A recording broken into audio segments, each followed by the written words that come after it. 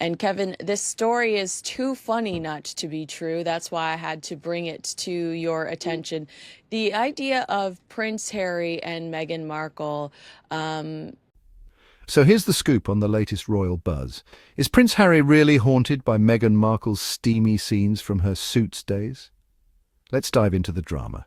Rumours are swirling that Prince Harry was deeply disturbed by Meghan's on-screen romance. Well, I don't think the idea of Prince Harry and Meghan Markle going to couples therapy is weird at all. I feel like that's a totally normal California thing. We also watched them in the Harry and Meghan docuseries do some therapy as well. But what is odd about this tabloid report is that a source says in recent couples therapy sessions, Prince Harry has openly discussed the emotional turmoil he experienced due to Markle's provocative scenes in Suits. He has candidly shared with his therapist that witnessing Markle's on-screen intimacy with a co-star has had a profound psychological impact on him, leading to feelings reminiscent of PTSD. First of all, I need your immediate reaction to that. What are you thinking when you hear a story like that? Well, I'm thinking that if it's true, he should grow up. I mean, lots of people have to be married to actresses or actors, and they have to perform intimate scenes. So, what is the matter with him? It is typical, sort of a self-obsessed child who can't really deal with adult issues. Like, I don't know, his wife used to have a job and she was an actress and she had to perform intimate love scenes. You know, it's the way of the world, Harry. Get used to it. What I find interesting about this, I suppose, A, that he finds it so traumatic that he suffered PTSD. I mean, this is a guy who fought in Afghanistan. And as far as I Yeah. know, didn't have any post-traumatic stress disorder problems afterwards. But he does have PTSD after seeing his wife perform love scenes in Suits. Something pretty bizarre about that. Also, the other thing I found very interesting about this story is that they're going to couples therapy sessions. I would put the point, are they going to enough? Because it looks to me as if that marriage is in a weird place right now. It really does. Now, the reason why I think that there could be some truth to this is because do you remember that Prince Harry spoke about this specific issue in Spare? He said in one section of the book that the season 2 finale of Suits left him feeling like he needed electric shock therapy to erase it from his memory. He wrote, I'd witnessed her and a castmate mauling each other in some sort of office or conference room. When you work, Kevin, it's ironic because you know the difference between an office and a conference room. But Prince Harry doesn't do a lot of that, so he doesn't know that he doesn't know where he witnessed the mauling. He Yeah. said, "I didn't need to see such things live." Um, I guess we are seeing them not together a lot lately. We're not seeing him mentioned on her Instagram very often or photographs of him on her Instagram very often. They're two very different people. Yeah, even years after those scenes aired. Can you imagine? Sources claim it got so bad the couple had to tackle it in therapy. And what surfaced? Total bombshells. As I say, I think this marriage seems to me is in a very strange place at the moment. I think he is looking for things to fill his empty life with. When he came across last week to London to sit in the High Court while he pursued that forlorn lost hope of trying to get police armed protection when he comes to Britain on his visits. He's never going to get that. Everybody knows it's a waste of time. He's already lost that case. He's lost it twice already. He will lose it again. He's been told, and yet he clings on to that ridiculous case like a dog with a bone, and then was not required to turn up in court last week, but flew 5,000 miles to sit in the third row, just being there, and people are doing, what's he doing there? We couldn't quite understand. And there he is, essentially putting the case, oh, every time I come to Britain, my life's at risk, it's a danger for me, it's not safe for me, give me armed gun guards, please, please, please. And then, after that, he gets on a plane and flies to Ukraine. I mean, you couldn't make this guy up. It's unbelievable. So there he is, I think, trying to fill his empty life. Oh, I'll go to Ukraine now, see a few soldiers. Meanwhile, Meghan doesn't seem to have any time for him at all, because she is so busy trying to turn herself into this tawdry cash cow to make money from selling tat online. Where was she while he was at his lowest moment? When Dr. Sophie Chandorka from Centre Barley accused Harry of being a white slave saviour, colonial-style racist, and a bully who talked down to her imperiously. We know that Harry was stunned, dismayed, and plunged into despair by those allegations, and we know why, because he likes to accuse other people of that and can't possibly imagine that he could be guilty of the same. Well, these are serious charges, and Dr. Sophie says he is guilty of the same.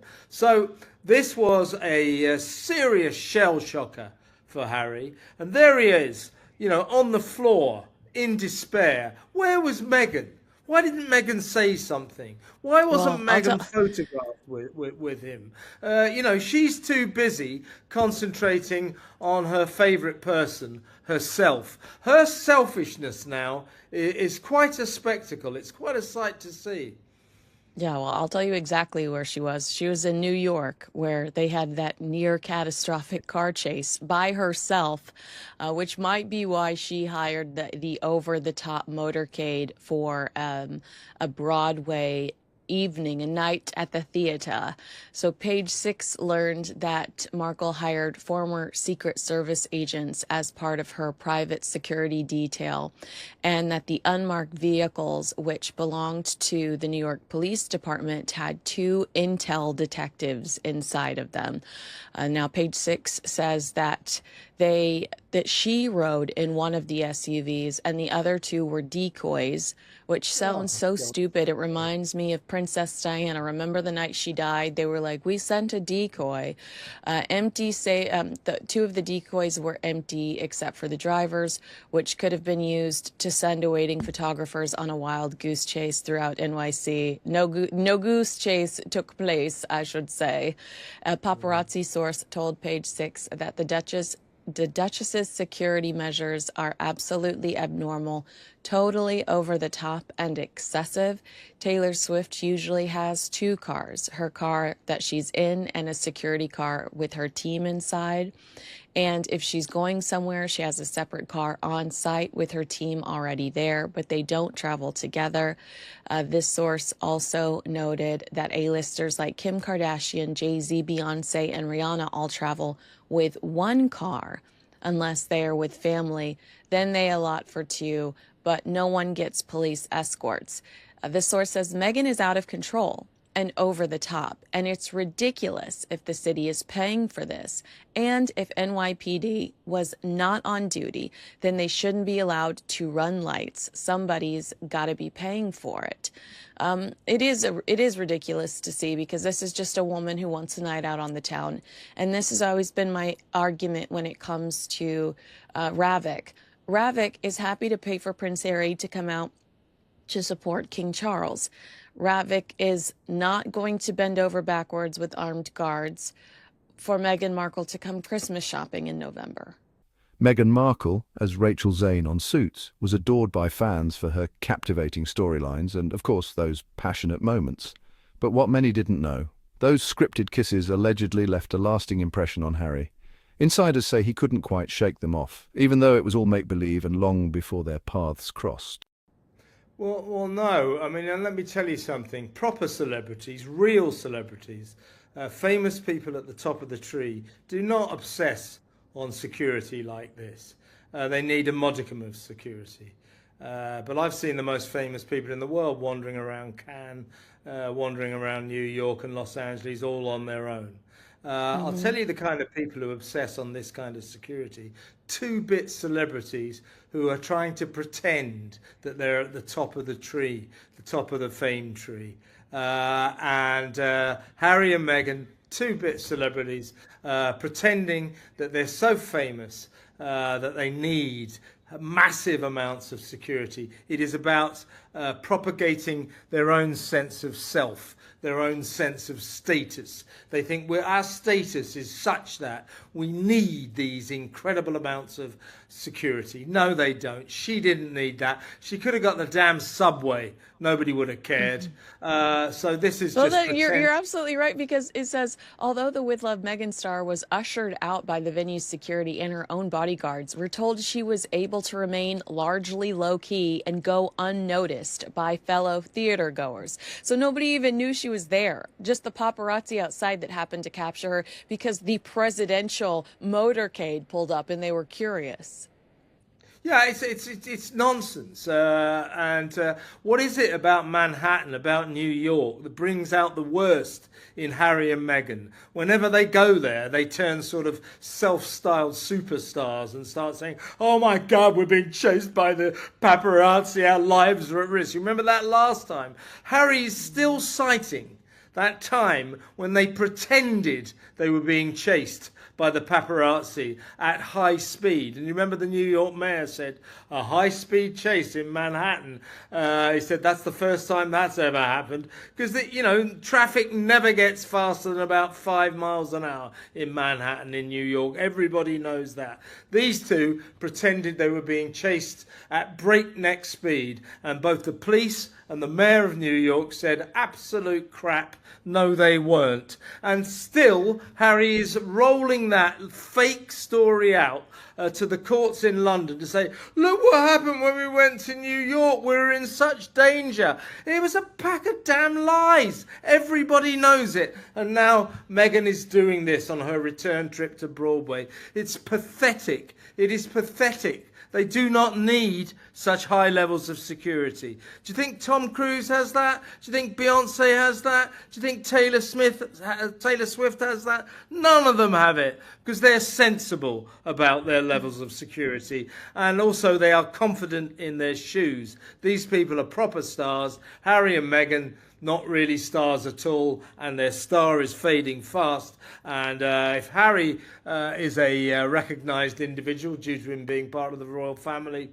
Meghan, forget it, C-list at best. Harry, with his fiery personality and protective instincts, reportedly got uneasy whenever this topic popped up. Sources say it sparked tension behind closed doors. Well, it wasn't too long ago that Prince Harry's email exchanges between the NYPD were revealed, and we realized how threatening Harry and his attorneys were towards the police department, trying to get them to change their version of events. Harry even threatening them with his friend, Governor Gavin Newsom. So they did go to great lengths to try to convince the world that they were in any sort of harm when they were in New York. But I agree with you. Can I ask your opinion on this quote from Robert Lacey, who I know you're familiar with, an incredible historian and author, has suggested that Meghan Markle may have learned her brilliant impression of a hostage begging for liberation from the instructions provided by the Special Air Service, SAS, a secretive special force unit in the British Army. She, according to multiple reports, when you start to work your way into the royal family and they think you're in it for the long haul, you'll get some hostage training. And Robert Lacey suggests that a lot of the things we see from Meghan and the begging or the pleading, trying to look like a victim, is actually Meghan scheming and utilizing some of the tactics she learned from SAS to manipulate an audience. I think that's a kind of a stretch, to be honest with you. Being a victim, acting the victim, is in Meghan's DNA, in her very soul. She finds a reason to be a victim if she goes to the local store, no doubt with 500 security officers, if you see what I mean. Always the victim. Harry's even worse. I mean, how these people, both of them very privileged, multimillionaires, How they manage to portray themselves as victims is impressive. Because first world problems for them doesn't even come into it. I mean, look at them. They're living in a massive mansion in Montecito. They got more money than sense. She's only got money because she married a member of the royal family. He gets money because he inherited it from his great-grandmother and no doubt still taps into the bank of dad.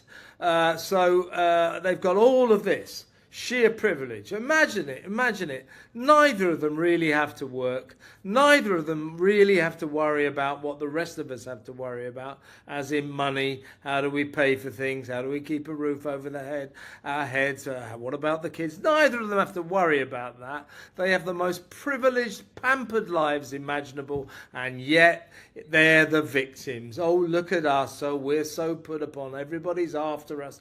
It's so terrible. Oh, us. Oh, it's honestly, it is getting to the point where I think I'm not alone, but it is infuriating. Loads of people around the world saying to this gruesome twosome, this preposterous couple, give it a rest. You're not victims. It's unbelievable, Kinsey. As one insider put it, it was a wound that never fully healed, and when tabloids kept replaying those scenes, it only made things worse. So, what's your take? I'd like your opinion on Meghan Markle posting the screenshot that refers to her as Your Royal Highness. Is that a blatant move by Meghan? Is this a strategy by Meghan to try to thrust herself back into, in the public's eye, the royal fold? Does she not like the way that her name has become a punchline, or even cheapened by all the tat she's trying to shill today? Do you think that this was intentional? We know she knows how to crop an image because she crops her children's faces out of every photo that she posts. She could have easily cropped the title out of the email, but she chose not to. Do you think that that was just a lazy, effortless move, or do you think she likes being called Your Royal Highness? Yeah, this was a Deputy Prime Minister of Ukraine thanking Meghan and by extension Harry for all the work they'd done to help Ukraine. I'd like a list of exactly what it is that this couple is supposed to have done for that benighted country. I haven't seen them doing anything apart from Harry flying out there last week. Big deal. What has she done? I don't know. But anyway, she got this letter, which were from the Deputy Prime Minister, somebody called Yulia, saying, thank you so much, Your Royal Highness, for all your help. Now, funnily enough, Meghan chose to post that, to publish that, and I think it's specifically because Yulia made the mistake of referring to the Duchess of Sussex as Your Royal Highness. She is not Your Royal Highness. She is not allowed to use that title, but she wants to use it. I think she's still smarts that they took away her HRH credentials. Well, let me tell you, in Britain, we never really thought of her as a royal at all. You're just the one who married old ginger nuts. Not a royal, not a proper royal. And now, Meghan, if you're watching, we think of you as even less of a royal than we ever did. I'll tell you what members of the royal family don't do. They don't use their royal status to try and flog tat on the internet and online. It's, tawdry, cheap, low class. The royal family don't do things like that, but you evidently do. So it's just as well you're no longer Your Royal Highness, and don't you forget it. Is this a case of emotional sensitivity, or did Meghan's past really leave Prince Harry scarred? Should someone be concerned about an acting role from years ago? Or is Harry just being, well, human? Let me know your thoughts in the comments below. And don't forget to like, subscribe, and share this juicy tidbit with a fellow royal watcher. Until next time.